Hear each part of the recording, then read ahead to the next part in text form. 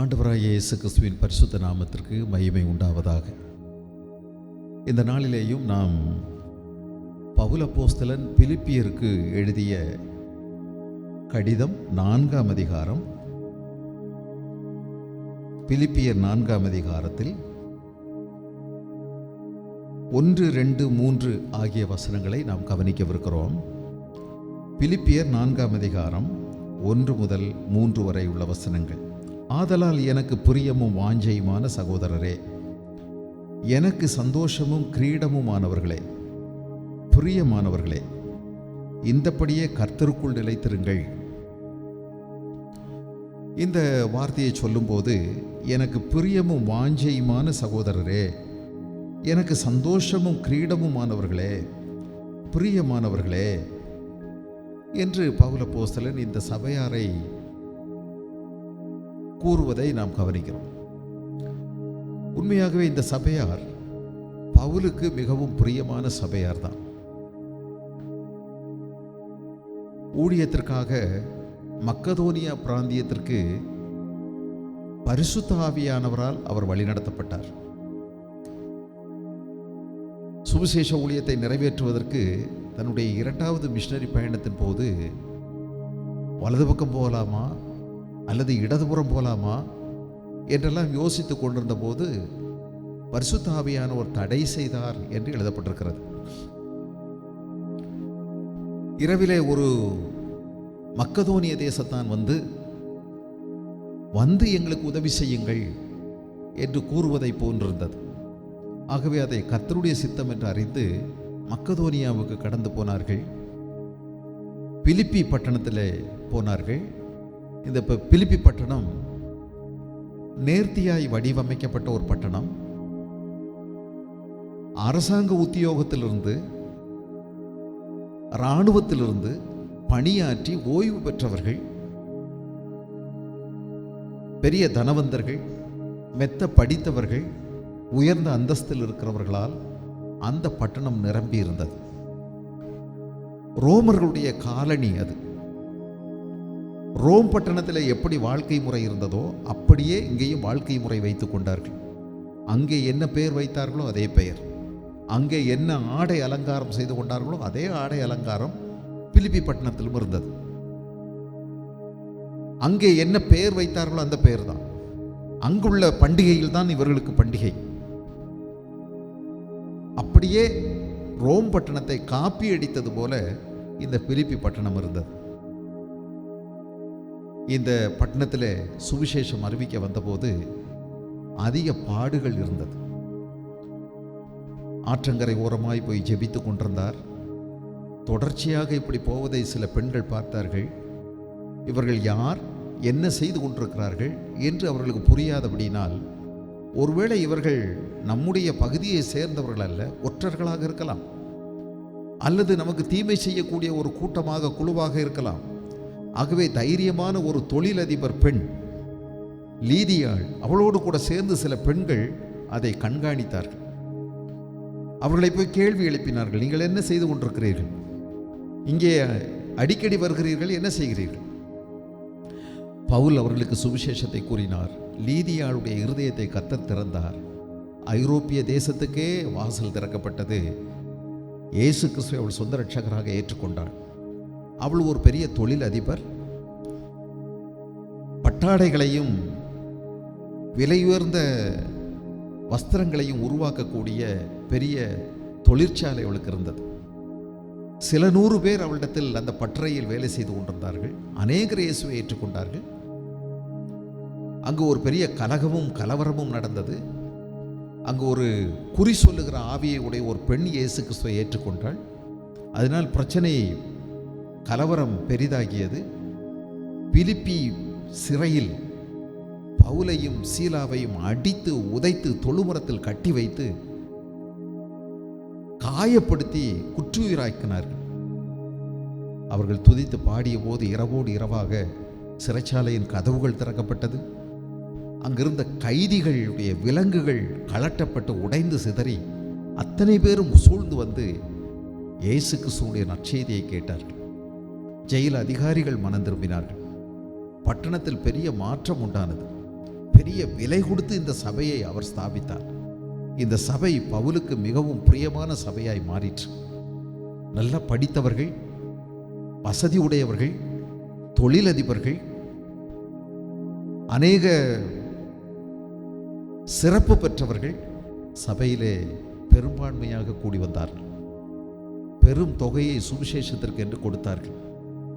பவுலுக்கு பலமுறை அவர்கள் உதவி செய்தார்கள். இப்பொழுதும் இங்கிருந்து இந்த பிலிப்பி பட்டணத்திலிருந்து 800 மைலுக்கு அப்பால் இருக்கக்கூடிய பவுலுக்கு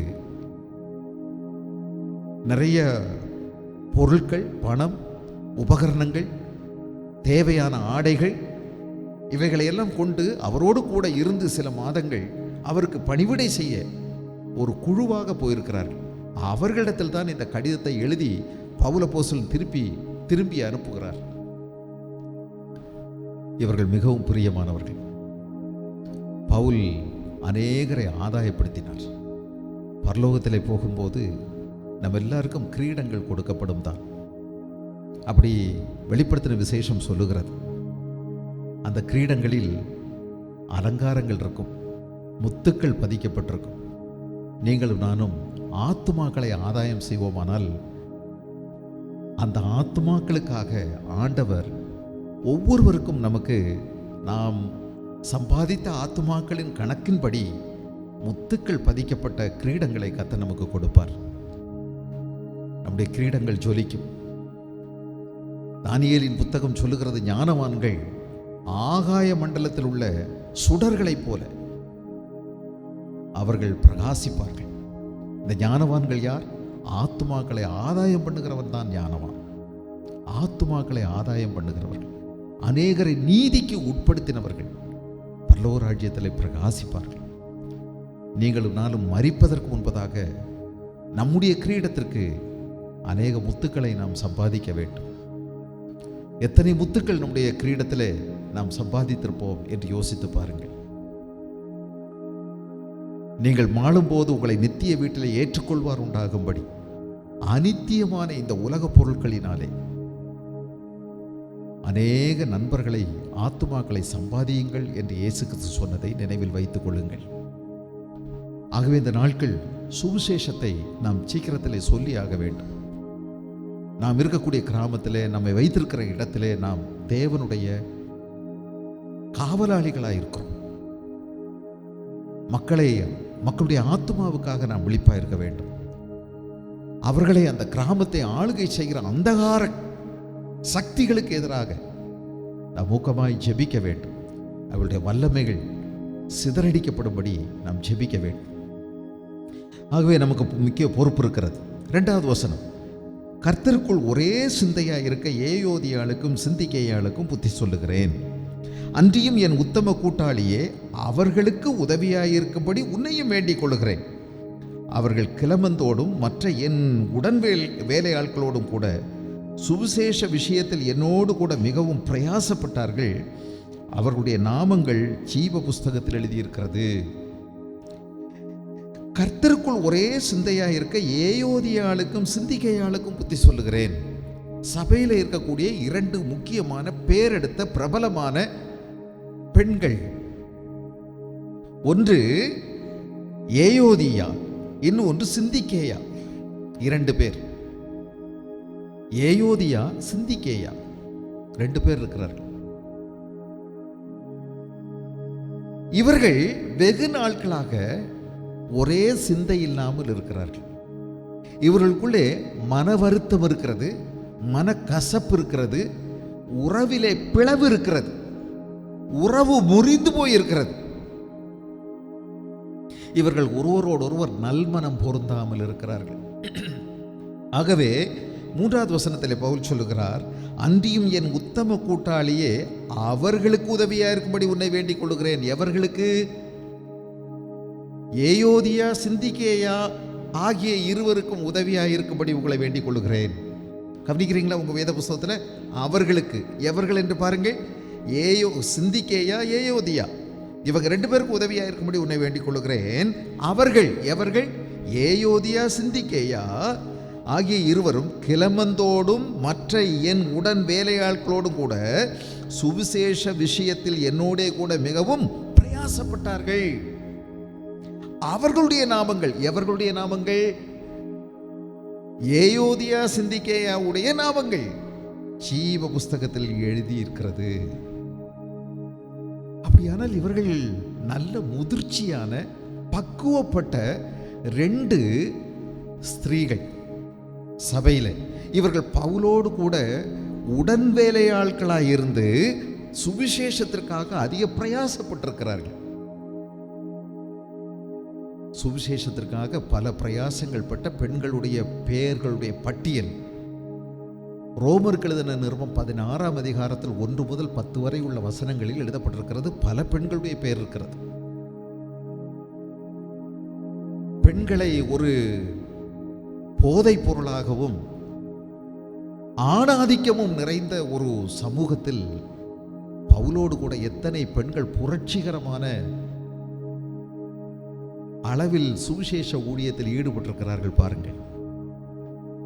இயேசு கிறிஸ்துவோடும் அநேக பெண்கள் தங்களுடைய ஆஸ்திகளால் ஊழியம் செய்தார்கள் என்று வருகிறது. இங்கேயும் நாம் கவனிக்கிறோம், ஏயோதியா சிந்திக்கேயா ஆகிய இருவரும் என் உடன் வேலையாட்களோடு கூட சுவிசேஷ விஷயத்தில் என்னோடு கூட மிகவும் பிரயாசப்பட்டார்கள். நல்ல சுவிசேஷ வாஞ்சை உள்ளவர்கள், தேவனுக்காக அநேக தியாகங்களை செய்திருக்கிறார்கள். தங்களுடைய குடும்பம் என்று கூட பாராமல் குடும்பத்தாருடைய ஒத்துழைப்போடு கூட பவுலோடு கூட சேர்ந்து ஊழியம் செய்தவர்கள், அநேக ஆத்துமாக்களை சம்பாதித்தவர்கள், சபையை ஸ்திரப்படுத்துவதிலே தூண்களாக நின்றவர்கள், பவுலோடு கூட நிறைய பிரயாசப்பட்டவர்கள், கர்த்தருக்காக அநேக ஆஸ்திகளை அள்ளி கொடுத்தவர்கள், பணங்களை பாராமல் எண்ணாமல் நேரத்தை எண்ணாமல் சுவிசேஷத்துக்காக போராடியவர்கள். 2 பெண்கள், இவர்களுடைய பெயர்கள் ஜீவ புஸ்தகத்தில் இருக்கிறது என்று உறுதிபட பவுலுக்கு தெரிந்திருக்கிறது. இவர்கள் வழிதப்பி போகிறவர்கள் அல்ல, துருபதேசத்தை பின்பற்றுகிறவர்கள் அல்ல, கர்த்தருக்குள் உறுதியாய் நிற்கிறவர்கள். இவருடைய பெயர்கள் ஜீவ புஸ்தகத்தில் இருக்கிறது. ஆனாலும் இப்படிப்பட்ட நல்ல 2 கர்த்தருக்காய் பிரகாசிக்கக்கூடிய வரம் பெற்ற அநேக தாளந்துகள் நிறைந்த கர்த்தருக்காய் தியாகம் செய்த 2 பெண்கள் சபைக்குள்ளே ஒற்றுமையாய் இல்லை, ஒருமனமாய் இல்லை. நம்ம பல நேரம் நினைக்கிறோம், இந்த சண்டை போடுறவங்கெல்லாம் சரி அவங்க வேற ரகம் வேற தரம்னு எல்லாம் நம்ம நினைக்கிறோம் இல்லையா? ஆனால் இங்கே பாருங்க, 2 பெண்களுக்குள் மோதல் இருக்கிறது, உறவில் பிளவுகள் இருக்கிறது, முறிந்து போன உறவோடு கூட இருக்கிறார்கள். இவர்கள் யார்? பவுலோடு கூட சுவிசேஷ விஷயத்திலே கூட போராடினவர்கள். இவருடைய நாமங்கள் ஜீவ புஸ்தகத்தில் இருக்கிறது. நல்ல மதிப்பும் அந்தஸ்தும் உடையவர்கள், ஆவிக்குரிய வளர்ச்சியும் முதிர்ச்சியும் பெற்றவர்கள். ஆனால் இவர்களுக்கு ஒத்து போக முடியவில்லை. 18ஆம் நூற்றாண்டிலே ஜார்ஜ் ஒயிட்ஃபீல்ட் என்று சொல்லக்கூடிய ஒரு பெரிய எழுப்புதல் பிரசங்கியார் ஒருவர் இருந்தார். இங்கிலாந்து தேசத்திலே, ஐரோப்பிய நாட்டிலே தேவன் அவரை வல்லமையாய் பயன்படுத்தினார். போகிற இடமெல்லாம் கர்த்தர் அவரை ஜனங்களுடைய எழுப்புதலுக்காக பயன்படுத்தினார். ஜனங்கள் ஆவிக்குரிய உணர்வடைந்தார்கள். அவருடைய நாட்களிலேயே ஜான் வெஸ்லி என்ற ஒரு தேவ மனுஷனும் இருந்தார். சிறந்த பிரசங்கியார். குதிரைகளில் துரிதமாய் சென்று இடைவிடாது அயராது தேவனுக்காய் உழைத்தவர். ஜார்ஜ் ஒயிட்ஃபீல்டு அமெரிக்க ஐக்கிய நாட்டுக்கு போன பிறகு இங்கிலாந்து தேசம் முழுவதிலேயும் உள்ள சுவிசேஷ ஊழியம், ஜனங்களுடைய எழுப்புதல், சபையினுடைய உயிர் மீட்சிக்காக கர்த்தர் அதிகமாய் பயன்படுத்தினது இந்த ஜான் வெஸ்லியை தான். 2 பெரிய ஊழியக்காரர்கள் இன்றைக்கும் சரித்திரத்தில் அவருடைய பெயர்கள் இடம் பிடித்திருக்கிறது. தேவன் அவர்களை வல்லமையாய் பயன்படுத்தினார். ஆனால் இந்த 2 ஊழியர்களும் இடையில் மனமுறிவடைந்தார்கள். அவர்கள் 2 பேரும் முகத்தோடு முகம் பார்த்து பேசுவதில்லை. அவர்களை நல்மனம் பொருந்துவதற்கு அநேகர் முயற்சி எடுத்தும் அந்த முயற்சியும் வீணாய் போனது. நல்ல ஊழியர்கள். ஆனால் அவர்கள் பிரிந்து போனார்கள். ஜார்ஜ் ஒயிட்ஃபீல்டு முதல்ல மரித்து போனார். அவருடைய அடக்க ஆராதனைக்கு பேசுவதற்கு ஜான் வெஸ்லி வந்தார். மிகுந்த துக்கத்தோடும் உணர்ச்சி கட்டுப்படுத்த முடியாமல் அழுது அவரை நினைத்து பேசினார். நல்ல ஊழியர்கள், ஆனால் உயிரோடு இருக்கும்போது ஒத்துப்போக முடியாமல் போனது. நினைத்து மிகவும் துக்கப்பட்டு பேசினார். இது பல இடங்களில் இந்த போன்ற சம்பவங்கள் நடந்திருக்கிறது. அப்போஸ்தலர் நடவடிக்கைகள் 15ஆம் அதிகாரத்தினுடைய இறுதி பகுதிக்கு நாம் வரும்போது, பர்னபா ஒரு சிறப்பான மனிதர். பர்னபா தான் பவுலை தேடி கண்டுபிடித்தார். பவுலை எல்லாரும் ஒதுக்கி வைக்கும் போது இயேசுவின் சீஷர்கள் கூட அவரை நம்பாமல் அவரை குறித்து சந்தேகம், பயம் எழுப்பும் போது பர்னபா துணிச்சலாய் அவரை சேர்த்து கொண்டு அவரை கொண்டு வந்து பல முறை சீடர்களோடு கூட அறிமுகப்படுத்தி அவருக்கு ஆதரவு தெரிவித்து அவரை திரும்ப திரும்ப உற்சாகப்படுத்தி அவரை உருவாக்கினார். நாட்கள் கடந்து போனது. அந்தியோகிய திருச்சபையிலே இவர்கள் உபவாசித்து ஜெபிக்கும் போது பரிசுத்த ஆவியானவர் சொன்னார், பர்னபாவையும் பவுலையும் நான் கொடுக்கக்கூடிய ஊழியத்திற்கு அவர்களை அனுப்பும்படி செய்யுங்கள் என்று சொன்னார். ஆக அவர்கள் 2 பேரும் ஊழியத்தை செய்ய ஆரம்பித்தார். பாருங்கள், பவுலை அறிமுகப்படுத்தியது யார்? அவரை பக்குவப்படுத்தியது யார்? அவரை உலகுக்கு அறிமுகப்படுத்துவது யார்? இந்த பர்னபா தான். அவருடைய முதலாவது மிஷனரி ஊழியம் முடிந்தது. திரும்ப எருசலேமுக்கு வந்தார்கள். நடந்த விஷயங்களை எல்லாம் சபைக்கு சொல்லி எல்லாருமாக கர்த்தரை துதித்தார்கள். 2வது மிஷனரி பயணத்தை ஆரம்பிக்க வேண்டும். அப்படி ஆரம்பிக்க போகும்போது பர்னபா சொல்லுகிறார், மார்க்குவை நம்மோடு அழைத்து கொண்டு போகலாம் என்று. பவுல் முடியாது என்று சொல்லுகிறார். இருவருக்கும் இடையில் வாக்குவாதம் ஏற்படுகிறது. காரசாரமான விவாதம் ஆயிற்று. அந்த விவாதம் கடுங்கோபமாக முடிந்தது. ஆக இருவரும் கடுங்கோபத்தினால் பிரிந்தே போனார்கள். பவுல் சீலாவை அழைத்து கொண்டு அவர் ஒரு திசைக்கு போனார். பர்னபா மார்க்குவை கூட்டிக் கொண்டு அவர் ஒரு திசைக்கு போய்விட்டார். பிரிந்து ஊழியம் செய்வது தவறல்ல, ஆனால் இந்த விதமாய் பிரிந்திருக்க கூடாது என்பதுதான் நான் யோசிக்கிறேன். இந்த விதமான பிரிவாய் இருந்திருக்க கூடாது. ஆண்டவர் 2 பேரையும் பயன்படுத்துகிறார்.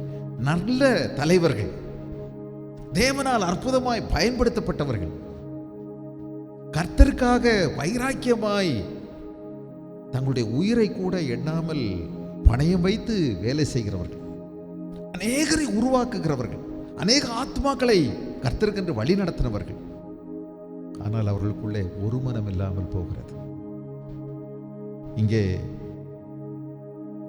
ஏயோதியாள் சிந்திக்கையாள் இருவருக்கும் ஒரு மனம் இல்லை. நீண்ட காலமாயிற்று. பலரும் முயற்சித்திருக்கலாம், பல முறை ஆவியானவர் பேசியிருக்கலாம், பல நேரம் சத்தியத்தை கேட்கும் போது உணர்வு வந்திருக்கலாம். ஆனால் அவர்கள் ஒப்புரவாகவே இல்லை. இப்பொழுது பவுல் வெகு தூரத்தில் இருக்கிறார். கடிதம் எழுதுகிறார். எழுதும்போது இவருடைய 2 பேருடைய பெயரையும் குறிப்பிட்டு எழுதுகிறார். எதற்காக? அம்பலப்படுத்த வேண்டும் என்பதற்காக அல்ல. அவர்களை அசிங்கப்படுத்த வேண்டும் என்றோ கேவலப்படுத்த வேண்டும் என்றோ நோக்கம் அல்ல. பொது இடத்தில் அவர்களை அவமானப்படுத்த வேண்டும் என்ற எண்ணத்தோடு அல்ல. அன்பினால் ஒரு நெருக்கடி கொடுக்கிறார். இத்தனை வாய்ப்புகள் கிடைத்தும், இத்தனை நாட்கள் கழித்தும், இத்தனை அனுபவங்கள் அடைந்தும் இன்னும் ஒப்புரவாகாமல் இருக்கிறார்களே என்று பவுல் நினைக்கும் பொழுது அவருடைய மனசு நோகுகிறது. ஆகவே அன்பினால் ஒரு நெருக்கடியோடு கூட ஒரு கூட்டு கொடுக்கிறார். என்ன சொல்லுகிறார்? கர்த்தருக்குள் ஒரே சிந்தையா இருக்க ஏயோதியாளுக்கும் சிந்திக்கையாளுக்கும் புத்தி சொல்லுகிறேன். புத்தி சொல்லுகிறார். இது பொது இடத்தில் இந்த கடிதம் வாசிக்கப்படும். அப்பொழுது இவர்களுடைய 2 பேருடைய பேரும் அங்கே உச்சரிக்கப்படும். அவர்கள் 2 பேருக்கும் அன்பினால் ஒரு நெருக்கடியான கூட்டு கிடைக்கிறது உண்மைதான், ஆனால் அவமானப்படுத்த வேண்டும் என்ற நோக்கத்திற்காக அல்ல. அவர்கள் 2 பேருக்குரிய பிரச்சனைக்கு காரணம் என்னவென்றோ, எவ்வளவு காலம் அவர்கள் பிரச்சனையோடு இருக்கிறார்கள் என்றோ, இதில் யார் பெரிய குற்றவாளி யார் சின்ன குற்றவாளி என்றோ, அல்லது யார் இடத்தில் குற்றம் இருக்கிறது இல்லை என்றோ, இந்த மூல காரணங்கள் எதை குறித்தும் பவுல் பேசவே இல்லை. அதை அப்படியே மறைத்து விட்டார், அதை சொல்லவே இல்லை. ஆனால் 2 பேருக்கும் இடையில ஒருமனப்பாடு இல்லை என்பதை அவர் உணர்த்துகிறார். ஒருமனப்பாடு அவசியம், அது மிக மிக முக்கியம். ஆகவே என்ன சொல்லுகிறார் பாருங்கள், அன்றியும் என் உத்தம கூட்டாளியே அவர்களுக்கு உதவியாக இருக்கும்படி உன்னை வேண்டிக் கொள்கிறேன். இந்த உத்தம கூட்டாளி என்று யாரை சொன்னார் என்று இதுவரைக்கு வேத ஆராய்ச்சியாளர்களுக்கு தெரியாது. இங்கேயும் பெயர் சொல்லப்படவே இல்லை இந்த உத்தம கூட்டாளி யார் என்று. அநேகமாக இந்த பிலிப்பிய சபையை தற்காலிகமாக பார்க்கின்ற, கண்காணிக்கின்ற, போதித்து நடத்துகின்ற போதகரை குறிக்கின்ற வார்த்தையாக இருக்கலாம். அல்லது உத்தம கூட்டாளி என்பதே ஒரு பெயராக இருந்துச்சோ அப்படின்னு தெரியாது. யோக் ஃபெல்லோ, ஆங்கிலத்தில் உத்தம கூட்டாளி என்பதை யோக் ஃபெல்லோ என்று எழுதப்பட்டிருக்கிறது. அதாவது 2 மாடுகளை ஒரே போல வேலை செய்ய வைக்க இணைக்கப்படுகின்ற நுகம், அதான் அந்த நுகத்தில் பூட்டப்பட்டவர் உத்தம கூட்டாளி. என்னை போன்ற மனதுள்ள ஒருவன் என் உத்தம கூட்டாளி, நீ அவர்களுக்கு உதவி செய், அவர்களுக்கு உதவி செய். எதற்கு, என்ன உதவி செய்யணும்? நடுவில் வா, மத்தியஸ்தம் செய். 2 பேருக்கும் இடையிலே 2 பேரும் முகத்தோடு முகம் பார்க்க முடியாமல் இருக்கிறார்கள். சில நேரங்களில் சண்டை நாமே போட்டு நீண்ட நாள் ஆயிடுச்சுன்னா, நாள் ஆக ஆக நாம் கூடி ஒன்று சேர்வது கடினமாகிக் கொண்டே போகும். துவாரம் சின்னதாக இருக்கும்போது அடைச்சிட்டோம்னா நல்லது. அதை கண்டுகொள்ளாமல் விட்டு விட்டோமானால் துவாரம் பெருசாகி பெருசாகி சில நேரம் அணையே இடிந்து போய்விடும். ஆகவே சிறிய அளவில் இருக்கும்போதே அதை சரி செய்து கொள்வது நல்லது. ஆனால் நாட்கள் இப்பொழுது நீண்டு போய்விட்டது. இனி 2 பேர் பக்கத்திலையும் அவங்க ஒவ்வொருத்தரும் சொல்லுவாங்க, அவங்க சைடில் நீதி இருக்கு, நியாயம் இருக்குன்னு பேசிட்டே இருப்பாங்க. இப்போ என்ன வேணும்? இவங்க 2 பேரும் கூடி வந்தால் 2 பேர் நியாயத்தையும் தான் பேசி திரும்பவும் சண்டை போட்டே இருப்பாங்க. நடுவில் இன்னொருத்தர் வேணும், ஒரு மீடியேட்டர், மத்தியஸ்தர் ஒருவர் வேண்டும். என் உத்தம கூட்டாளியே, நீ அவர்களுக்கு உதவியாக இருக்கும்படி உன்னை வேண்டிக் கொள்ளுகிறேன் என்று சொல்லுகிறார். பவுலப்போஸ்தலன் இந்த 2 பேரில் யார் அதிகம் பெரிய ஆள், யார் சின்ன ஆளுன்னெல்லாம் சொல்லலை. தமிழில் கர்த்தருக்குள் ஒரே சிந்தையாக இருக்க ஏயோதியாளுக்கும் சிந்திக்கையாளுக்கும் புத்தி சொல்லுகிறேன் என்று இருக்கிறதல்லவா, இது ஒரே மாதிரி வந்துடுது. ஆங்கிலத்தில் இப்படி இல்லை. ஆங்கிலத்தில் எப்படி எழுதியிருக்கிறது?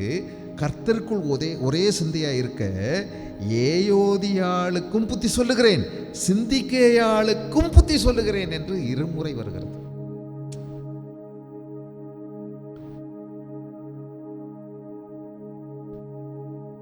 இரண்டு பேருக்கும் சமமாக பொதுவாக அவர் எழுதுகிறார்.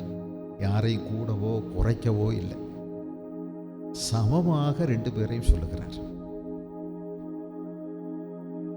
ஒரு பக்க சாய்வோடு கூட அவர் பேசவில்லை, பாரபட்சமான ஒரு சிந்தையோடு பவுல் பேசவே இல்லை. 2 பேரும் நல்ல ஆவிக்குரிய முதிர்ச்சியும் வளர்ச்சியும் தேவனுக்காக பயன்படக்கூடிய பாத்திரங்களாக இருந்தவர்கள். பாத்திரங்கள் தான் அநேக பண்பு நிறைந்தவர்கள், பக்குவம் நிறைந்தவர்கள், அவர்களுக்குள்ளே நல்ல சத்துவங்கள் அடங்கி கிடக்கிறது. அவர்கள் நல்ல பயன்படும் பாத்திரங்கள். ஆனால் 2 பேரும் தனித்தனியாகவே இருந்தா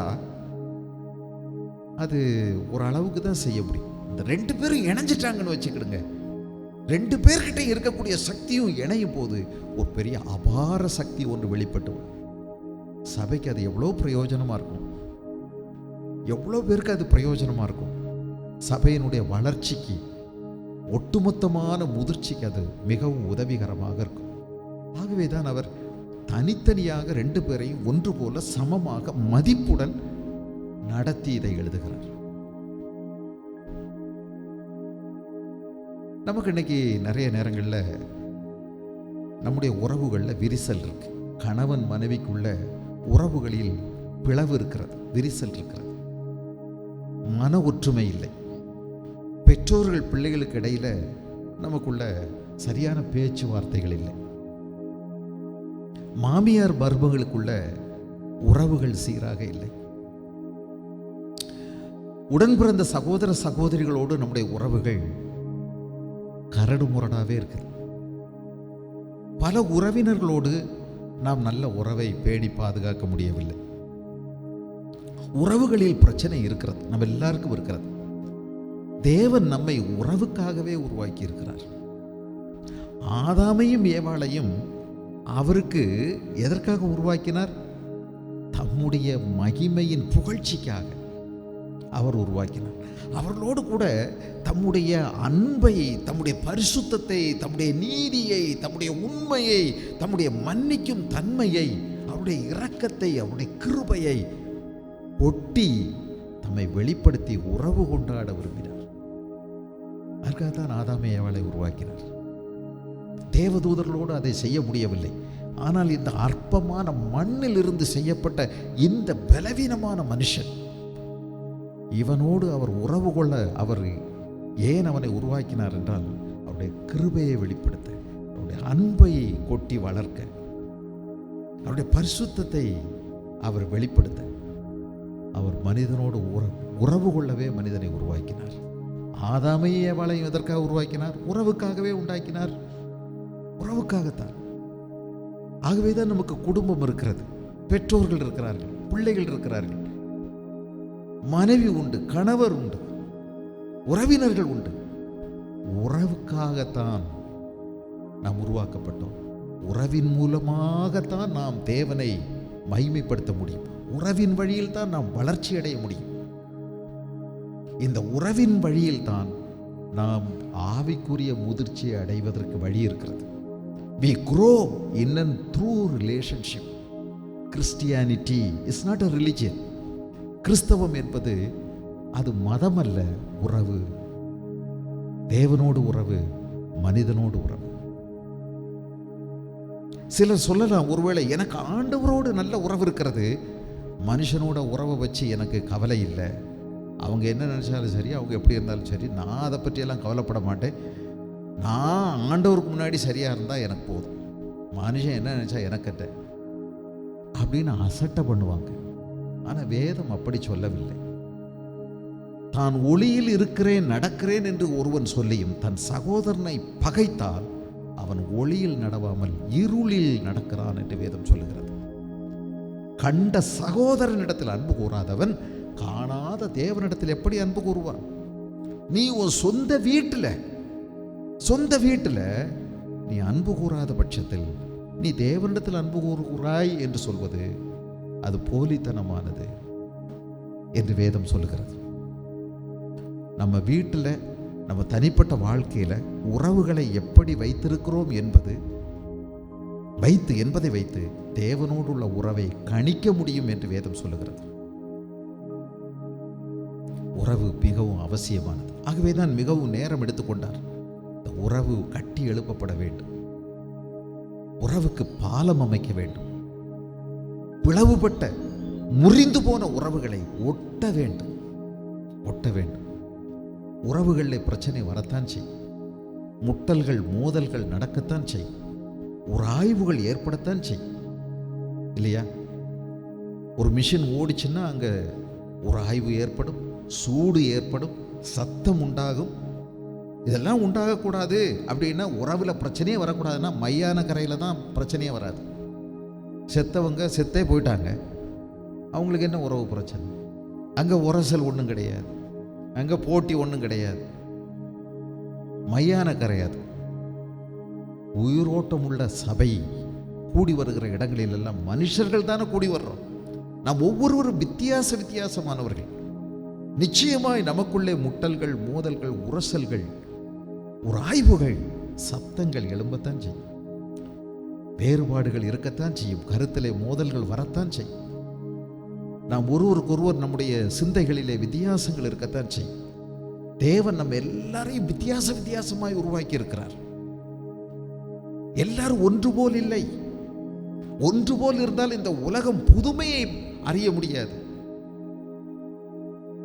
எல்லாரும் என்னை போல் இருந்தால் என்ன புதுமை இருக்க போகிறது? நம்ம ஒவ்வொருவரையும் ஆண்டவர் வித்தியாசமாக இருப்பதனால்தான் உலகிலே புதுமையை நம்மால் படைக்க முடிகிறது. நம்முடைய கைகளிலே 5 விரல் இருக்கிறது. 5 ஒன்று போல பருமனா இல்லை, ஒரே அளவா இல்லை, உயரத்தில் இல்லை, வித்தியாசங்கள் இருக்கிறது. இது ஒவ்வொன்றுக்கும் தனித்தன்மையும் இருக்கிறது. ஒவ்வொரு விரலுக்கும் உரிய தனித்துவமான வேலையும் இருக்கிறது. ஆனால் அத்தனையும் வித்தியாசங்கள் இருந்தும் இணைந்து வேலை செய்கிறது, சேர்ந்து ஐக்கியமாய் செயல்படுகிறது. அருமையானவர்களே, நமக்குள்ளே வித்தியாசங்கள் வருவது தவறல்ல. வேறுபாடுகள் நமக்குள்ளே எழும்புவது பாவம் அல்ல. கருத்துக்களிலே மோதல்கள் ஏற்படுவது தவறல்ல, இருக்கத்தான் செய்யும். என்ற போதிலும் நமக்கு ஒற்றுமைக்கு தேவன் ஒற்றுமையாய் நாம் செயல்படுவதற்கு அஸ்திவாரங்களையும் அடிப்படைகளையும் தேவன் வைத்திருக்கிறார். நமக்கு ஒரே தேவன், அது ஒரு அஸ்திவாரம் அல்லவா? ஒரே ரட்சகர், அது நமக்கு ஒரு அஸ்திவாரம் அல்லவா? ஒரே ஆவியானவர், நமக்கு ஒரு அஸ்திவாரம் அல்லவா? ஒரே விசுவாசம், அஸ்திவாரம். ஒரே ஞானஸ்நானம், அது நம்ம சபைகளில் சொல்ற ஞானஸ்நானம் அல்ல. நாம் எல்லாரும் கிறிஸ்துவின் சரீரத்திலே ஞானஸ்நானம் பெற்றிருக்கிறோம். 1 கொரிந்தியர் 12வது அதிகாரம் 13வது வசனம் என்று நினைக்கிறேன் சொல்லப்பட்டிருக்கிறது. கிறிஸ்துவின் சரீரத்திற்குள்ளே நாம் எல்லாரும் ஞானஸ்நானம் பண்ணப்பட்டிருக்கிறோம். நாம் கொடுக்கிற ஞானஸ்நானத்திலே வித்தியாசங்கள் இருக்கலாம். நமக்கு அஸ்திபாரங்களை தேவன் வைத்திருக்கிறார். ஒரே விசுவாசம், ஒரே நோக்கம், ஒரே சுவிசேஷம், ஒரே தேவனுடைய ராஜ்யம். இதை நோக்கமாக கொண்டு இந்த அஸ்திபாரங்கள் மீது நின்று செயல்படும் போது நமக்குள்ளே வேறுபாடுகளை நாம் களைவதற்கு அநேக வாய்ப்புகள் நமக்கு இருக்கிறது. களைந்து நாம் ஒற்றுமையாய் செயல்பட முடியும். இங்கே பவுல் சொல்லுகிறார், ஏயோதியா சிந்திக்கையா 2 பேரும் ஒருமனப்பட வேண்டும், ஒரே சிந்தையா இருக்க வேண்டும். இங்கே எழுதுகிறார் 2ஆம் அதிகாரத்திலே 1வது வசனம் பாருங்க. ஆதலால் கிறிஸ்துவுக்குள் யாதொரு ஆறுதலும், அன்பினாலே யாதொரு தேர்தலும், ஆவியின் யாதொரு ஐக்கியமும், யாதொரு உருக்கமான பட்சமும் இரக்கங்களும் உண்டானால் நீங்கள் ஏக சிந்தையும் ஏக அன்பும் உள்ளவர்களாயிருந்து இசைந்த ஆத்துமாக்களாய் ஒன்றையே சிந்தித்து என் சந்தோஷத்தை நிறைவாக்குங்கள். கிறிஸ்துவுக்குள் நமக்கு ஆறுதல் இருக்கிறது, கிறிஸ்துவுக்குள் நமக்கு தேர்தல் இருக்கிறது, கிறிஸ்துவுக்குள் நமக்கு அன்பு வெளிப்படுத்தப்பட்டிருக்கிறது, ஆவியின் மூலமாக ஐக்கியம் நமக்கு கொடுக்கப்பட்டிருக்கிறது, தேவனுடைய உருக்கமான இரக்கமும் பட்சமும் நமக்கு இருக்கிறது. நீங்க என்ன செய்யணும்? இதையெல்லாம் பயன்படுத்தி இந்த விதமான கலவைகளை கொண்டு உறவுகளை செப்பனிடுங்கள், சீர் செய்யுங்கள், உடைந்ததை ஒட்டுங்கள், தகுந்தாற் போல பாலம் அமையுங்கள், உறவுகளை மேம்படுத்துங்கள். இத்தனை கொடுக்கப்பட்டிருக்கிறது. உங்களுக்கு என்ன பசை வேணும்? அந்தந்த பசை கொடுக்கப்பட்டிருக்கு. ஐக்கியம்ங்கிற பசை வேணுமா? இருக்கு, ஆவியானவரால் அது கிடைக்கும். அன்புங்கிற பசை வேணுமா? கிறிஸ்துவின் மூலமாய் கிடைக்கும். ஆறுதல் வேணுமா? கிறிஸ்துவின் மூலமா கிடைக்கும். என்ன பசை வேணும்? இரும்பு ஓட்டுறதுக்கு தனி பசை இருக்கு, கல்லை ஓட்டுறதுக்கு தனி பசை இருக்குது, பேப்பர் ஓட்டுறதுக்கு தனி பசை இருக்கு, பிளாஸ்டிக் ஓட்டுறதுக்கு வேறு வகையான பசை இருக்கிறது. உங்களுக்கு என்ன பசை வேணும்? இத்தனை இருந்தும் ஏன் உறவுகளில் நம்ம விரிசலோடையே வாழ வேண்டும்? ஏன் மனத்தாங்களோட வாழணும்? வேதம் சொல்லுகிறது, நீங்கள் நின்று ஜெபம் பண்ணும் போது, 11வது அதிகாரம் மார்க் எழுதின சுவிசேஷத்தில், நீங்கள் நின்று ஜெபம் பண்ணும் போது யாருடனாவது உங்களுக்கு ஒருவேளை மனத்தாங்கல் இருக்குமானால் நீங்க என்ன செய்யணும்? 25வது வசனம், நீங்கள் நின்று ஜெபம் பண்ணும் போது ஒருவன் பேரில் உங்களுக்கு யாதொரு குறை உண்டாயிருக்குமானால் பரலோகத்தில் இருக்கிற உங்கள் பிதா உங்கள் தப்பிதங்களை உங்களுக்கு மன்னிக்கும்படி அந்த குறையை அவனுக்கு மன்னியுங்கள். நீங்கள் மன்னியாதிருப்பீர்களானால் பரலோகத்தில் இருக்கிற உங்கள் பிதாவும் உங்கள் தப்பிதங்களை மன்னியாதிருப்பார். ஜெபம் பண்ணுறோம் இல்லைங்க, நம்ம ஜெபம் பண்ணுறோம் இல்லை, நம்ம நல்ல விசுவாசிகள் தானே, தேவனுடைய பிள்ளைகள் தானே. உறவில் யாரோடையோ நமக்கு உரசல் இருக்குதே, விரிசல் இருக்குதே, மனத்தாங்கல் இருக்குதே, பிளவு இருக்குதே, அதை குறித்து நீங்கள் பேசுகிறதே இல்லையா? அதை ஒதுக்கி வச்சுட்டு மற்றதுக்கு இந்தியாவுக்காக ஜெபிக்கிறோமா? அதை ஒதுக்கி வச்சுட்டு வேற பல காரியங்களுக்காக ஜெபிக்கிறோமா? தேவனுடைய ராஜ்யத்துக்காக ஜெபிக்கிறோமா? நீங்கள் ஜெபிக்கும் போது முதலாவது எதுக்காக ஜெபிக்கணும் தெரியுமா? உங்களுக்குள் இருக்கக்கூடிய வெறுப்பு, கசப்பு, கோபம், எரிச்சல், மனத்தாங்கல் நீங்குவதற்காக ஜெபியுங்கள். நீங்க பரலோகத்தின் தேவனுக்கு முன்பதாக உங்களுடைய பரிசுத்த கைகளை உயர்த்தி ஜெபிப்பதற்கு உறவுகள் மிகப்பெரிய உறவுகளில் விரிசல்கள் மிகப்பெரிய தடையாக மாறிவிடும். உங்கள் மனைவிகளோடு நீங்கள் விவேகமாக வாழுங்கள். ஏன் உங்க ஜெபத்துக்கு தடை வராதபடிக்கு. ரொம்ப அற்பமா பேசுறது, ரொம்ப அலட்சியப்படுத்துறது, ரொம்ப ஆபாசமான வார்த்தைகளை பேசுறது, மனைவி தானே அடிக்கிறது, உதைக்கிறது, அற்பமா நினைக்கிறது. விவேகமாக வாழுங்கள். உங்களுடைய ஜெபத்திற்கு தடை வந்துவிடும். இஷ்டம் போல பேசிடலாமா? ஓம் மனைவி தான், ஓம் பிள்ளை தான், ஓம் புருஷன் தான், ஓம் தாய் தான், ஓம் தகப்பன் தான். ஆனா எப்படியும் நீ நடந்து பேச முடியாது. எல்லாவற்றுக்கும் ஒரு வரையறை இருக்கிறது. வரையறை தாண்டாதே. மூடனே என்று சொல்லுகிறவன் எரி நரகத்துக்கு யோக்கியனாகி விடுவான். எப்படி நீங்க பேசுவீங்க? கண்ட கண்ட வார்த்தையை பேசுறீங்க, வாயில தாயை பேசுறீங்க, அசட்டை பண்ணாதன்னு வேதம் சொல்லுது, அசட்டை பண்ணுவீங்க. தகப்பனை அசட்டை பண்றது, மனைவி அசட்டை பண்றது, பிள்ளை அசட்டை பண்றது, புருஷனை அசட்டை பண்றது. எப்படி வேணாலும் பேசுவோமா? அப்புறம் போய் ஜெபம் பண்ணுவோமா? ஆண்டவரிடம் கேள், சரி செய். நீ பலிபீடத்தில் உன் காணிக்கைகளை கொண்டு வரும்போது மத்தேயு எழுதின சுவிசேஷம் 5ஆம் அதிகாரத்தில் எழுதியிருக்கிறதல்லவா, உன் சகோதரன் பேரில் உனக்கு குறை உண்டென்று நீ எண்ணுவாயானால் பலிபீடத்தில் அங்கே தானே காணிக்கை முதல்ல வை. அங்கே பாக்கெட்டில் போட்டு அங்கே போய் ஐஸ்கிரீம் வாங்கி சாப்பிட்றாத. காணிக்கை முதல்ல அங்கே வை, அப்புறம் போட்டுக்கலாம். அதான் ஆண்டவர் வேண்டாம்ட்டார்ல. நமக்கும் அந்த ஆளுக்கும் உறவு சரியில்லை. ஆண்டவர் இப்படிப்பட்ட காணிக்கை வேண்டாம்ட்டார். போகிற வழியில் தலப்பாக்கட்டி பிரியாணி இருக்குது, அடிச்சுட்டு அடுத்த தடவை பார்ப்போம்.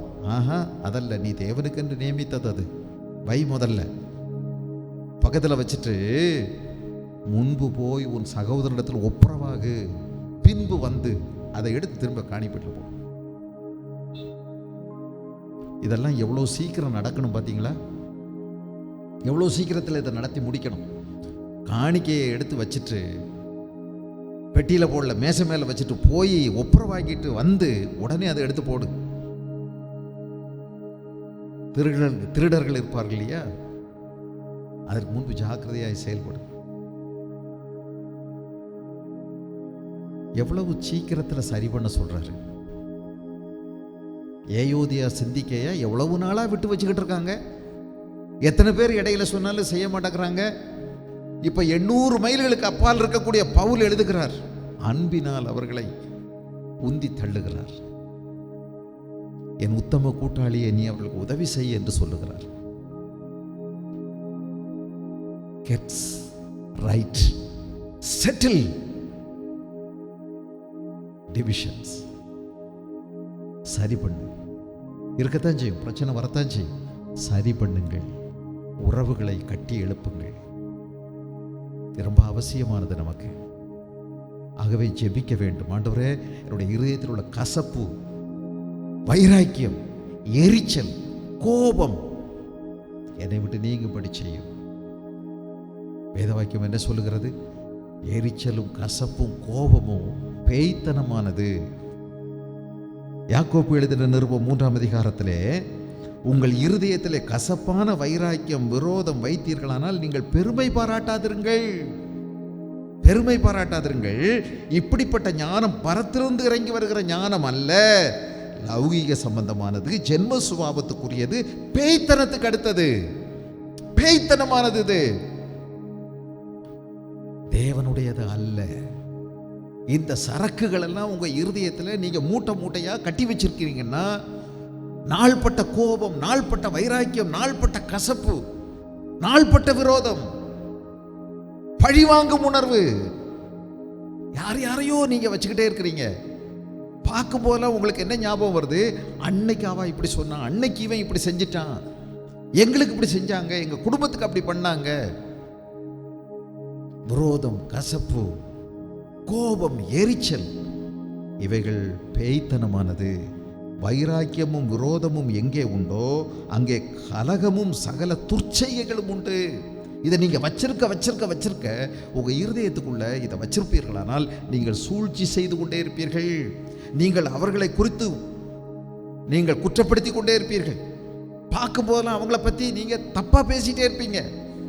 நீங்க செய்ததெல்லாம் அதை பாலிஷ் பண்ணி பேசுவீங்க. அவங்க செய்ததெல்லாம் பயங்கரமாக்கி பேசுவீங்க. கண்ணு மூக்கு காதெல்லாம் வச்சு பேசுவீங்க.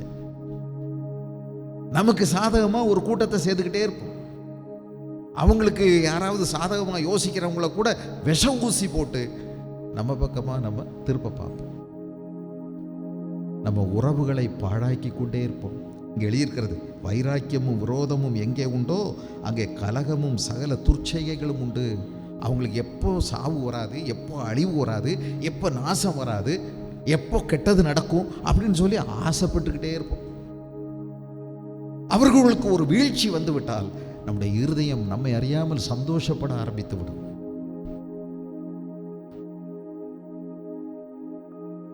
தேவனுடைய செயல் இது அல்ல. கர்த்தர் எவ்வளவு நல்லவர். பொல்லாதவர்களுக்கும் நல்லவர்களுக்கும் அவர் ஒன்று போல சூரியனை உதிக்கச் செய்து மழையை பொழிந்தருளுகிறார். உங்கள் பிதா பூரண சர்க்குணராய் இருக்கிறது போல நீங்களும் பூரண சர்க்குணராய் இருங்கள். உறவுகளை கட்டி எழுப்புங்கள். கணவன் மனைவிக்குள்ள உரசல் இருக்கா? வரத்தான் செய்யும். யார் சொன்னா வராதுன்னு? ஒன்று போல இருந்தா ஒரு ஆள் போதுமே இந்த உலகத்தில். இத்தனை பேர் அதுக்கு வித்தியாசமானவர்கள். சிலருக்கு சீக்கிரம் புரியும், சிலருக்கு சீக்கிரம் புரியாது. சிலது மரமண்டை, சிலது மாங்காமடையன். இப்படிதான் இருக்கும். நமக்கு ஆண்டவர் ஒட்டுவதற்கு நிறைய விஷயங்களை கொடுத்திருக்கிறார். சரி செய்வதற்கு நிறைய இருக்கு. சரி செய்யாமல் தேவனோடு யோக்கியமாய் நடக்க முடியாது. உறவுகளை சரி செய்ய வேண்டும். ஆகவே ஜெபிக்க வேண்டும். அடுத்து என்ன செய்யணும் தெரியுமா? ஜெபிக்கிறதோட மட்டுமல்ல, ஆண்டவர்கிட்ட ஜெபிக்கும் போது உங்களுடைய கோபம், எரிச்சலை எல்லாம் எடுத்து போட கேட்கறது மட்டுமல்ல, நாம இன்னொருத்தரை நடுவில் வச்சு, நம்மளால முடியலை அப்படின்னா இன்னொருத்தரை நடுவில் வச்சு திறந்த மனதோடு கூட பேச வேண்டும். திறந்த மனதோடு கூட நடந்தவைகளை, நான் செய்தவைகளை நான் சொல்ல வேண்டும். திறந்த மனதோடு மாற்றம் செய்து கொள்வதற்கு, திருத்திக் கொள்வதற்கு, சரியல்லாதவைகளை ஒத்துக்கொள்வதற்கு உரிய ஒரு தாழ்மையின் மனதோடு கூட அதை நான் திறந்து பேச வேண்டும். இப்படி திறந்து பேசும்போது அவங்க என்ன செய்தாங்க, அவங்க செஞ்சது, அவங்க பேசுறதை சொல்வதல்ல, நான் செய்தது, என்னுடைய நோக்கம் என்ன, நான் செய்தது என்ன என்பதை சொல்ல வேண்டும். பேச்சை குறைச்சிக்கணும். அப்போ அடுத்த எதிர்பார்த்தி இருக்காங்க பாருங்க, அவங்கள அதிகம் பேச விடணும். அவங்க நிறைய பேசணும். அதுதாங்க திருந்துறதுக்கு எடுக்கக்கூடிய முயற்சி. நான் என் பேச்சை குறைச்சிட்டு அவங்க பேசுறத ரொம்ப கேட்கணும். நான் அவங்க தரப்ப சொல்ல நான் அனுமதிக்கணும். அவங்க பார்வையில நான் பார்க்க முயற்சி பண்ண வேண்டும். அவங்களுடைய perspective, see the things in other person's perspective.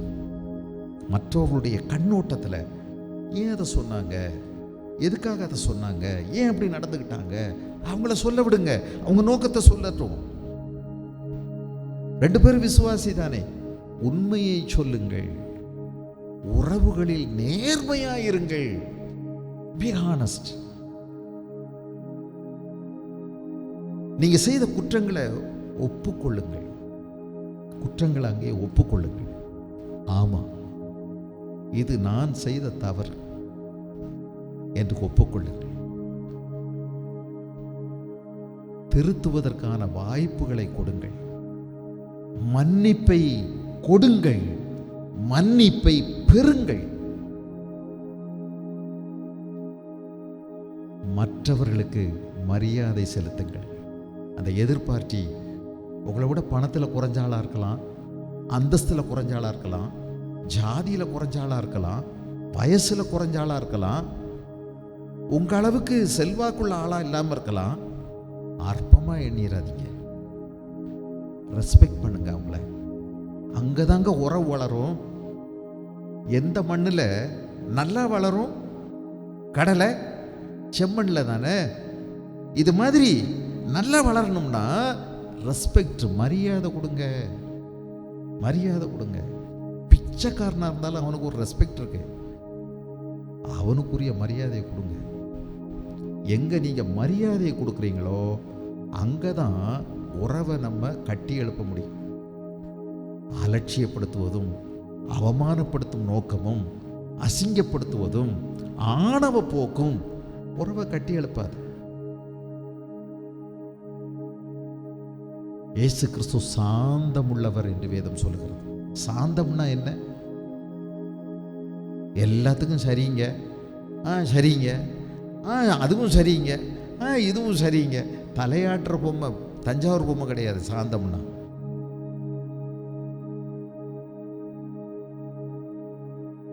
எல்லாத்தையும் சமாளிச்சு போறதில்லை. சாந்தம் என்றால் என்னால் மற்றவங்களுக்கு மேலையும் நிகராகவும் எதிர்த்தாக்குதல் கொடுக்க முடியும், பேச தெரியும், வாதாட தெரியும், சண்டை போட முடியும், குத்த முடியும், பதிலுக்கு பதில் கொடுக்க முடியும். ஆனால் அவர்கள் என்னை குறித்து பல்வேறு விதமான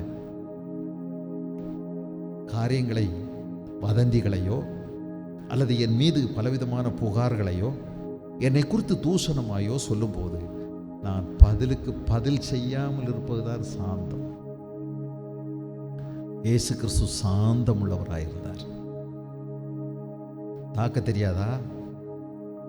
எங்க அவர் யாரு? யாரை தேடுகிறீர்கள் என்று கேட்டார்கள். இயேசுவை கைது செய்ய வந்த அந்த இரவிலே ஒரு 600க்கு மேற்பட்டவங்க வந்திருக்கிறாங்க. கையில் ஈட்டி, அம்பு, தார்வா, வீட்டில் என்னென்ன கிடைச்சோ அத்தனையும் தூக்கிட்டு வந்திருக்காங்க. தடி, நிறைய பேர் வேலைக்காரங்க கூட வந்திருக்காங்க பாருங்க. போர் வீரர்களோடு கூட வேலைக்காரங்க கூட வந்திருக்காங்க. அந்த வேலைக்காரங்களில் ஒருத்தனுடைய காதைத்தானே தெரியாமல் வெட்டுப்பட்டுருச்சு.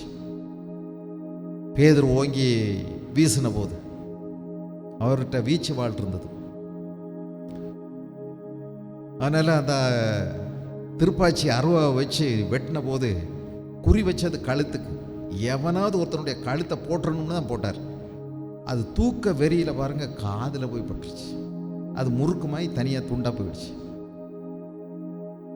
தூக்க வெறி எப்படி வீசணும்னு தெரில. 80 வயசு தள்ளாடுக்கிற களவாடி கரெக்டாக சொல்கிறாரு பள்ளியில். நல்ல இளவெட்டு குறி தப்பி போச்சு. ஆனால் அங்கேயும் இயேசு கிறிஸ்து எவ்வளவு அன்பு கூறும்படி சொல்லுகிறார் பாருங்கள். அங்கே ஒரு அற்புதம் செய்கிறார். என்ன அன்பின் அடையாளம்!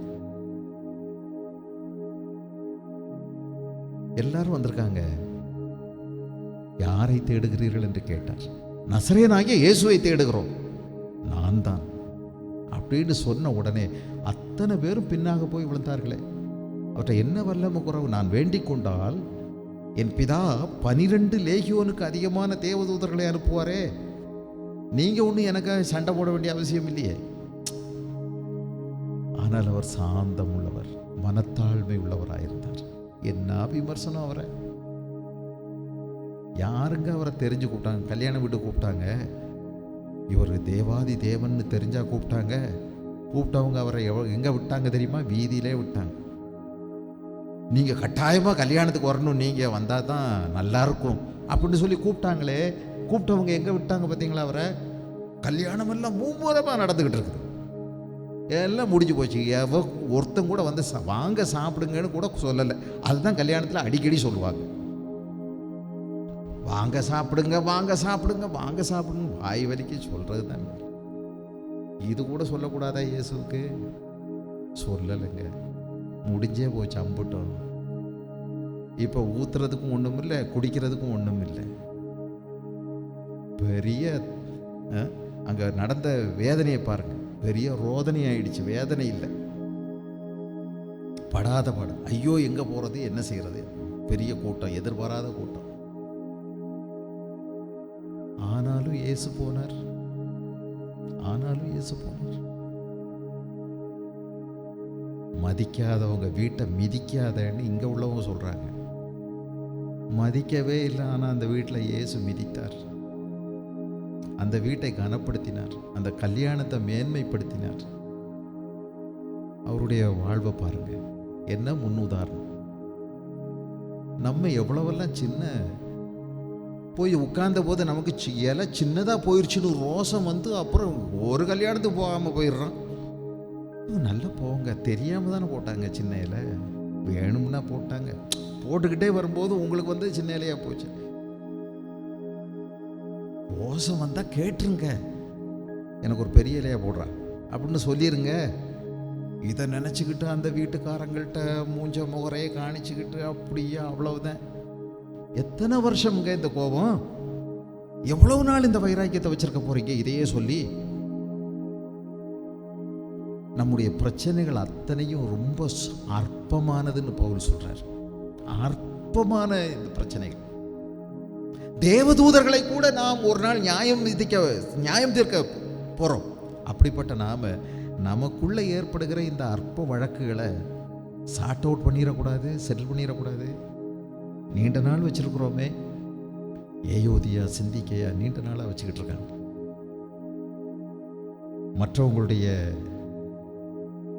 கண்ணோட்டத்தில் பிரச்சனையை பாருங்க, அது கொஞ்சம் நேரம் எடுத்துக்கிடுங்க, அநேக காரியங்கள் சரியாகிவிடும்.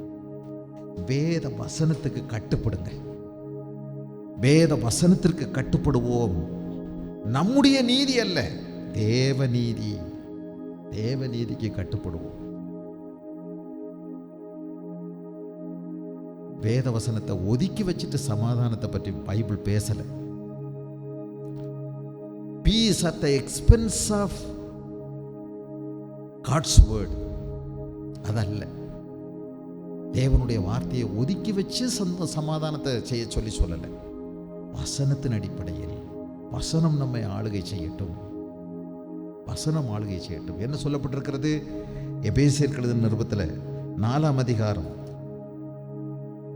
அன்றியும் 30வது வசனத்தில் 4:30 பாருங்க. அன்றியும் ஒரு வார்த்தை சொல்லியிருக்க. அன்றியும் என்றால் மேலே சொல்லப்பட்ட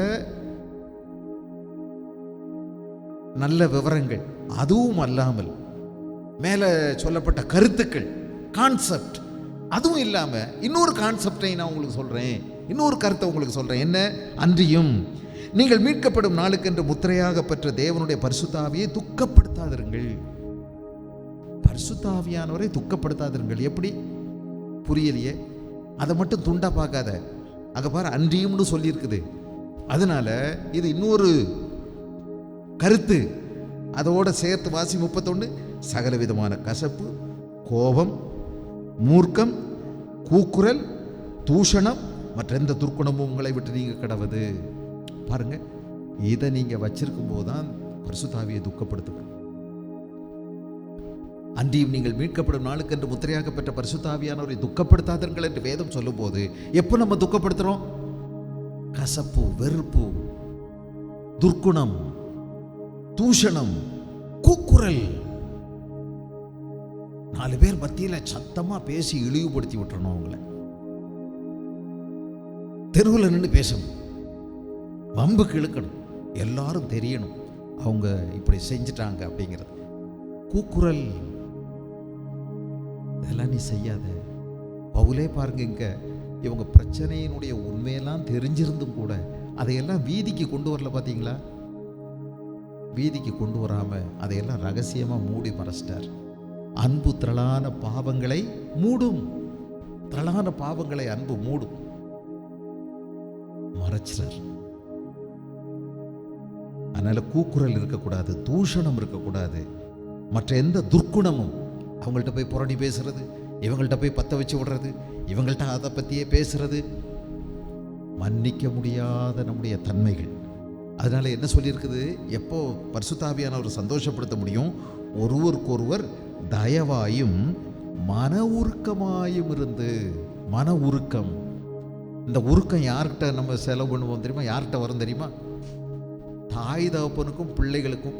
இந்த தாய் தகப்பன்மாருக்கு வேணா மன உருக்கம் இருக்கும். என்னதான் சொன்னாலும் கடைசியில் சொல்கிறோம், என் பையன் தானே சொல்லிட்டு போகிறேன். அதாங்க மன உருக்கம். பெத்த மனசு பித்துன்னு சொல்லுவாங்கல்ல. என்னதான் பேசினாலும், அடிச்சிட்டாலும், அவமானப்படுத்திட்டாலும் கடைசியில் அவன் என்னதான் கொலைகாரன் கொள்ளைக்காரன் என்னதான் இருக்கட்டுமே, ஆனா அம்மா அழுகுது, என் பையன் என் பையன் இல்லை. ஏன் நமக்கு அந்த மன உருக்கம்? ஆண்டவர் மன உருக்கமுடையவர். அதை வாங்கிக்கோ. கிறிஸ்துவுக்குள் தேவன் உங்களுக்கு மன்னித்தது போல நீங்களும் ஒருவருக்கொருவர் மன்னியுங்கள். ஒருவருக்கொருவர் மன்னியுங்கள். மன்னியுங்கள். உறவை ஒட்டுங்க. மனப்பூர்வமாக மன்னிச்சிருங்க. நீங்கள் மன்னிக்கலைன்னா பிதாவும் நமக்கு மன்னிக்க முடியாது. விசுவாசிகள் ஆகிறதுக்கு முன்னாடி எண்ணிறந்த பாவங்களை ஒரே வரி ஜபத்தினால் ஆண்டவரே பாவியாகி என் மேல் கிருபையாயிருன்னு சொன்ன உடனே மன்னிச்சிட்டாரு. ஆனால் விசுவாசிகள் ஆன பிறகு இன்றைக்கு நாம் சக மனிதனுடைய குற்றங்களை மன்னிக்காத பட்சத்தில் ஆண்டவர் நம்முடைய குற்றங்களை மன்னிக்க முடியாது. இதை கவனமாய் வைத்துக் கொள்ளுங்கள். தாராளமாக அன்பை பரிமாறுங்க. தாராளமாக எடுத்து கொடுங்க. செஞ்சுட்டு போகிறாங்க. சத்துருக்களை கூட சிநேகினார், சபிக்கிறவங்களை ஆசீர்வதினார், நிந்திக்கிறவங்களுக்காக ஜெபம் பண்ணுன்னு சொன்னார். நம்ம தேவனுடைய அன்பை வெளிப்படுத்த வேண்டியவர்கள். ஆகவே உறவுகள் மிகவும் முக்கியத்துவம் வாய்ந்தது. உறவுகளை ஒட்டணும். உறவுகளை உடைஞ்சதை சரி பண்ணணும், செப்பனிடணும். உறவுகளை கட்டி எழுப்பணும், பாலம் அமைக்கணும். We grow in and through relationship. உறவுகளின் வழியாகத்தான் நாம் ஆவிக்குரிய வளர்ச்சியை, முதிர்ச்சியை வெளிப்படுத்த முடியும். ஆகவே நம்முடைய வாழ்க்கை மிக முக்கியம். மிகுந்த ஜாக்கிரதையோடு நாம் கிறிஸ்து இயேசுவுக்குள் நமக்கு சொல்லப்பட்ட இந்த காண்பிக்கப்பட்ட நல்ல உதாரணத்தை நாம் பயன்படுத்தி இயேசுவை போல நடக்க நாம் அழைக்கப்பட்டிருக்கோம். ஆகவே இந்த நாட்களில் நம்முடைய உறவுகளை சீர்படுத்துவோம். உன்னத வாழ்விற்கென்று நம்மை ஆயத்தப்படுத்துவோம்.